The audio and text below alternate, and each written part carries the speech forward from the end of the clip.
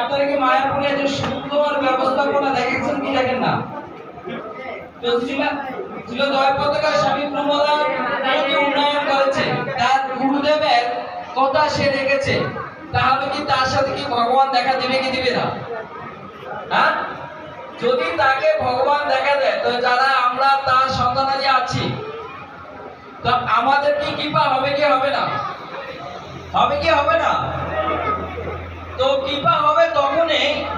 ছিল জয় পতাকা স্বামী গুরু মহারাজ কিছু কথা বলে, আমার সবচেয়ে তার একটা কথা গুরু মহারাজ বলছে, অনেক সময় আমাদের এক সময় ব্রহ্মচারী প্রশ্ন করেছিল, তো গুরু মহারাজ অনেকেই তো পড়ে যাচ্ছে, তখন গুরু মহারাজ যে প্রশ্ন উত্তর দিয়েছে আমার সবচেয়ে ভালো লেগেছে, এটা তা আপনাদের সাথে আমি শেয়ার করছি। গুরু মহারাজ বলছে, তুমি রাস্তা দিয়ে হেঁটে গেলে এক সময় অনেক তুফান আসতে পারে, তুফান আসলে অনেক গাছ কি হবে, অনেক গাছ কি হবে, তুফানে কি হতে পারে, গাছগুলো পড়ে যেতে পারে না, ভেঙে যেতে পারে না?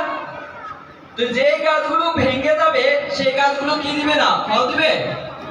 ফল দিবে না। কিন্তু যে গাছগুলো ওই ঝড় তুফানকে রোধ করে টিকে থাকবে সেগুলো কি দিবে, ফল দিবে। তখন গুরু মহারাজ বলছে, যারা পড়ে গেছে তুমি তাদের দিকে তাকাও কেন, একটু দেখি একটু, যারা দাঁড়িয়ে আছে তুমি তাদের দিকে তাকাও। যেমন করে গাছগুলো, যে গাছগুলো দাঁড়িয়ে আছে তারা অবশ্যই ফল দিবে।